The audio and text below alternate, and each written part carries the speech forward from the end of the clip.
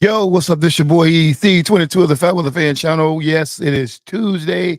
And as again, I am solo. I'm rolling by myself. And as always, when I'm rocking by myself, it's just a conversation with myself. So I won't be before you long.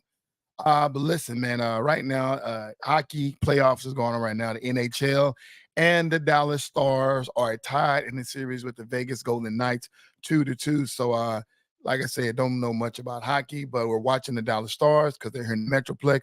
So here's a plug.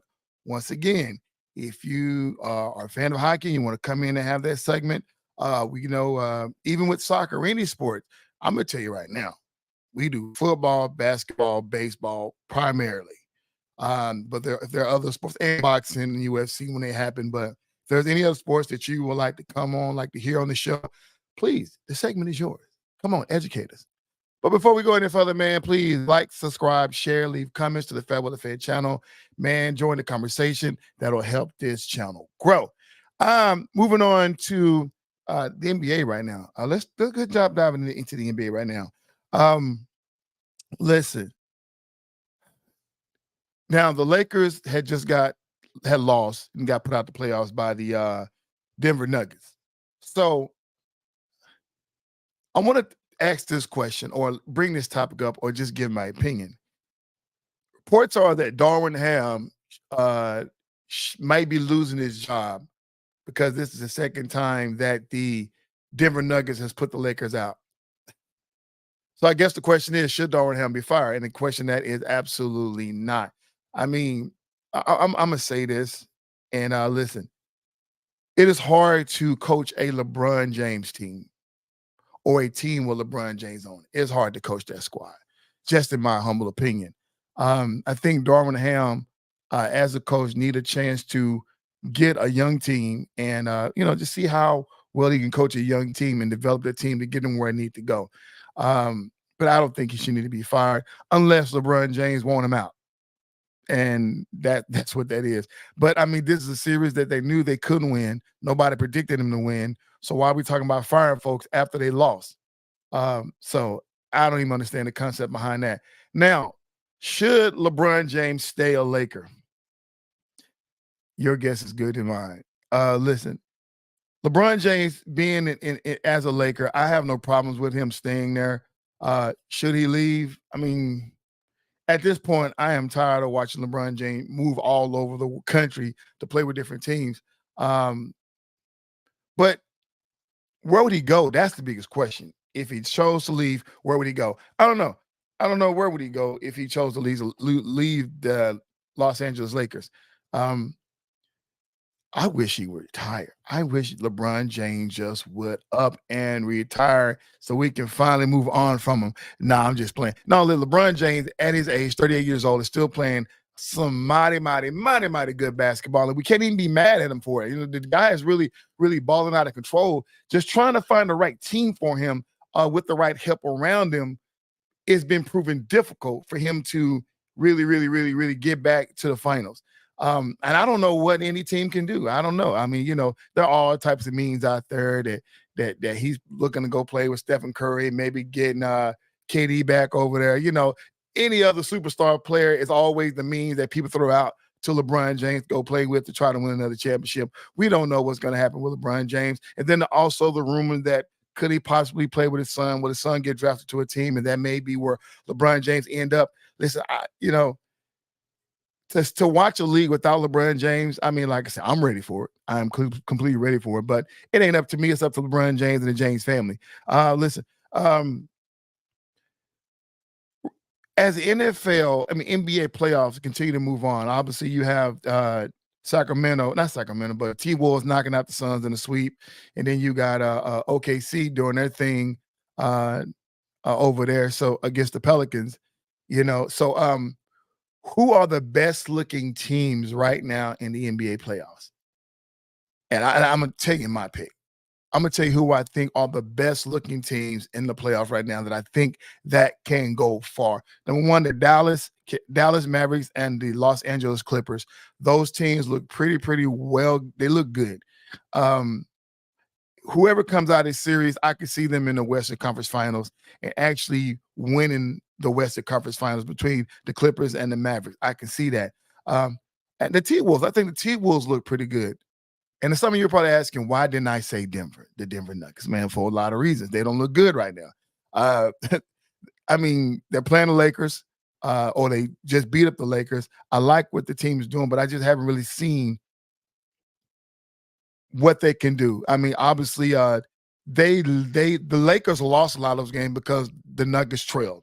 They trailed, and they fought their way back. I don't know if this is just the first round woes. I don't know. Maybe second round to be different. We know they're let's see who's just looking in. Johnny G said OKC is one of the best looking teams right now. Yeah, and we had a conversation about that a couple of weeks ago that OKC is the best team on paper, but right now, as far as the way they're looking right now in this postseason, they look like one of the better teams. I didn't pick them as far as being one of the best teams that look good right now, but I picked Minnesota, the Mavericks, and the Clippers. I think those are the three best looking teams right now. And no, I didn't say the Boston Celtics as well. And no, I did not say the Denver Nuggets. I mean, I'm waiting to see what Boston's going to do in the second round. Enough said on that. Speaking of this Mavericks series, let's dive in real quick with the Dallas Mavericks series, because we talked about the Lakers and them getting, winning one game against the Nuggets. The Dallas Mavericks series. G say he's cool with those teams. Yeah. Listen, the Dallas Mavericks series against the Clippers, man, has been one that has been a tug of war of emotions. They was down a Sunday by 31 points and almost made history by coming back and just, they couldn't quite get it done. But just getting back into the game after being down by 31 in the playoffs, I mean, that's nothing short of amazing of what the Mavs can do. The Mavs need to quit doing this. My fear is that this would happen in game one. Without Kawhi, the Clippers just took off. And I had a conversation at work the other day about the pace of the Clippers. If they can push the pace a little bit faster than Mavericks, this is going to be a trouble with the Mavericks. We saw what happened in game one. They pushed the pace, then they fell off, then the Mavericks tried their way to come back. Games 1 and 2 with Kawhi, the pace was slow. The Mavericks edged those games out. Game 4, Clippers pushed the pace, got the lead up to 31, then slowed down, the Mavericks came back. I mean, it's a game of runs in this professional league right now, but at the end of the day, the Dallas Mavericks should, and I'm not saying this because I got a cowboy hat on or I'm living here in the city, but the Dallas Mavericks should win this series. They should. They should. They just should. The way the Clippers can win this series is, like I say, take Luka out, push the pace. But the problem is with pushing the pace, you're not going to get a lot of consistency from James Harden. Harden went off in game 1. Paul George went off in game 4. So, the others going to have to step up. I mean, obviously, they finally made their decision with Kawhi to sit him out indefinitely. And this is the team for the Clippers. This is the team that's going to go far for the Clippers. Before we go any further, man, I want to throw a little plug in. Listen, at the top of the hour, 7 o'clock over on Facebook, man, join Faith Talk Sports Radio with Louis Medford, Coach Martez Turner. So I'll be joining that show as well. So check us over at the top of the hour. Moving on to the NFL draft and offseason. Y'all, I'm going to give my 2 cents and my draft grades later on, but I want to just kind of throw out there about what I took away from the NFL draft. First of all, congratulations to Caleb Williams being the number 1 draft pick overall. We appreciate you, Caleb Williams, doing your thing. You came out by far the best quarterback in the draft, and I say that respectfully because part of me don't really believe it. But I say that respectfully, Caleb Williams, you are the best quarterback that came out of the draft. But I wouldn't be surprised if one of them other quarterbacks have a better career than you. And that's just not throwing no shade. That's just what I feel. I would love to be wrong. I would love to see Caleb Williams come out and live up to all his expectation, but I just don't see it. And I've been saying that for a very, very, very long time. And I got to throw this out there because that's just kind of how petty I am right now. But the pink nails and the pink phone showed up again. So doing draft selection, whatever. So I mean, that just Caleb. I don't know what's his deal, but that's just my 2 cents on that. Listen, yes, the answer is yes. The answer is yes, yes, yes, yes, yes, and yes, yes, yes, and a double yes. Kirk Cousins have every right to be pissed off at the Atlanta Falcons for selecting that quarterback. Who was that? Bo Nix, I think that's what he picked out. I think that's what they got out of that. Yeah, they should have been very, very, very, very upset. I wanted to double check, make sure I ain't tripping. But I believe it was Bo Nix for getting, and he should have. Is anybody gonna help me out? Let me go down and y'all bear with me. I don't see my notes right here, but no, not Bo Nix. I'm sorry, but Michael Penix Jr. Y'all forgive me on that. Erase all that little dead space, but that's what happens when you go live. Yeah, Atlanta Falcons pick Michael Penix Jr. First of all, the draft had too many goddamn quarterbacks coming out first round. And I think that's, if you didn't watch me live on Thursday when we did draft coverage, this is one thing that I kept saying over and over and over again, and I stand on business when I mean this with all my heart as a fan of football. I felt like this was a push by the NFL to make sure they had this many quarterbacks come out to try to go for the record books. But none of these quarterbacks should have been the first round other than Caleb. But yet you get all these teams selecting these quarterbacks in the first round. And some of these guys are picked in the first round, will not even get ready, are not even starters yet. They're not even going to be put in the lineup, at least maybe as a backup or something. They're coming in fighting for QB2 instead of QB1. So that's the weirdness of this draft. It was a fun draft because there was a lot of movement going on. I did see a lot of offensive guys go, and I really, really appreciate that from your teams who selected offensive guys. But overall, man, it was a fun draft. But I'm going to give some draft grades right now. This is my overall thought of the draft. I thought it was cool. But to let it be known and throw it on out there real quick, the Chicago Bears, in my opinion, won the draft. Some say the Commanders with an A+ came out because they selected a quarterback in the first round. No, the Commanders did not, in my opinion, win the draft. But I think the whole offseason belongs to the Chicago Bears. I mean, getting what they got in the free agency, getting Mike Evans over there, and then getting Caleb, and then going around and getting another wide receiver in the first round. I mean, and just all the other pieces they add to their organization. And we're going to get to that in a minute.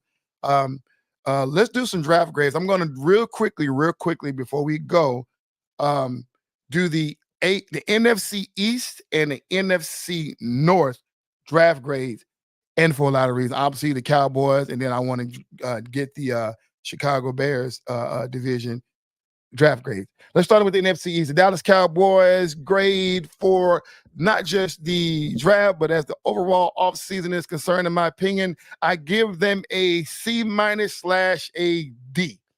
The C- was given because they re-signed Ezekiel Elliott to that team. But the Cowboys have really not done anything this offseason.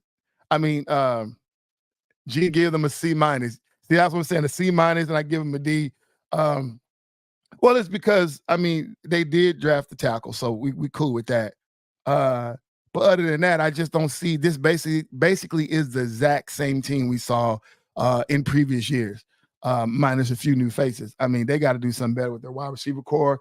Seems like they're going to go with Brandon Cooks. They're going to go with CeeDee Lamb, and then I think they got a guy somewhere down the line. But, I mean, this is just, yeah, at the linebacker position.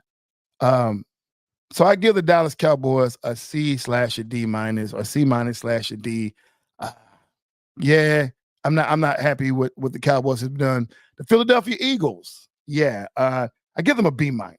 Give them a B because I think what they have done this offseason, well, they didn't really need a whole lot, in my opinion, coming out of this draft. in offseason, but they did the addition of Saquon Barkley helps obviously for that core. They just re-signed Antonio Brown, I think, to a major contract. Um, so let me get right here. Let's go with the Eagles. So yeah, not but getting AJ Brown a new contract, I thought that was pretty cool. Like addition to Saquon Barkley, I think what they're doing, like I said, I gave him a B minus because I just want to see what this team look like with Saquon Barkley. I think that was a big push for the Cowboys to get that guy. But anyway, moving on to the Washington Commanders, I gave them C minus. Why? Because they selected a quarterback in the first round. Jaden Daniels over there, man. I just don't think that was the right move for the Commanders. But some suggested it was a good move. Some say it wasn't. But Jaden Daniels, first round quarterback. I don't necessarily like that decision, but I give him a C minus. It's almost like Terry McLaurin is gonna have to do it all by himself again. New coach, new offensive coordinator, new quarterback. I'm not satisfied at the running back position for them, but like I say, that's why I gave him a C minus. And last but not least, the G-men, you give them a big fat D. Now, they could have got an F. I'm gonna tell you why. The reason why they didn't get an F, because they didn't select the quarterback. That just it. They didn't select the quarterback first round, so I'm excited for them for not selecting the quarterback. But at the end of the day, I just don't know what the G-man is going to do. I mean, they got Malik Labors out of LSU, very very fast kid, but who's going to throw him the ball? I mean, they're pretty much going to Daniel Jones, with it Sam Darnold. I think that's what is on their squad.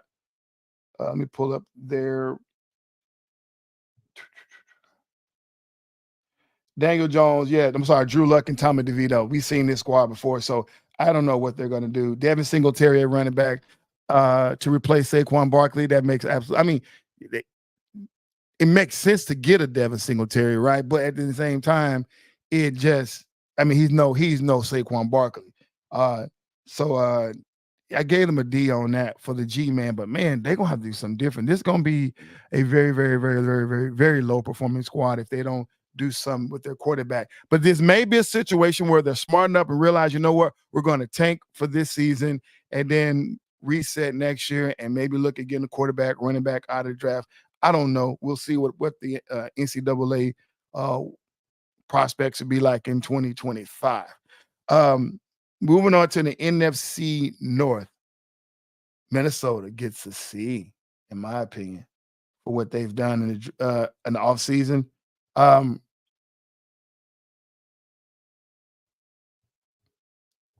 Pull up Minnesota. Like I say, JJ McCartney. Now, this is one kid who I'm not mad at. I'm not mad at JJ McCartney, and I hope and I believe that maybe JJ McCartney will have a better career than Caleb Williams. I'm hoping and I'm thinking maybe he may actually come out and have the better career at all of these quarterbacks that came out in this draft. Because he got one Justin Jefferson over there who will make a superstar out of him as long as they connect and get in training camp and get the work done. You know what I'm saying? If Justin Jefferson is cool with his squad right now. But overall, I gave Minnesota a C because I think they need more pieces to the puzzle in this offseason. I wish they would have done more in free agency, but they didn't quite get the pieces that I was excited with. Obviously, Minnesota being a small market team, and they let Kirk Cousins go to Atlanta.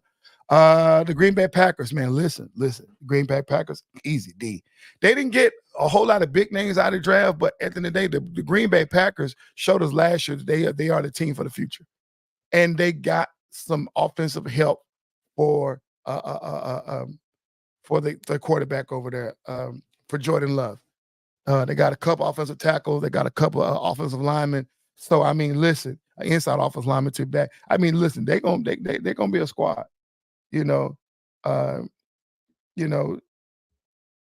Marshawn Lloyd is their running back. They on top of the running backs they already got.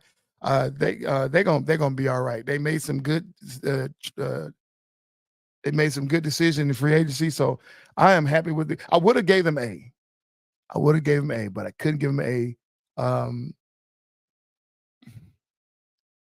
because this pretty much is the same team, but I think their team is probably going to have the better success. And that conversation is coming up at the top of the hour.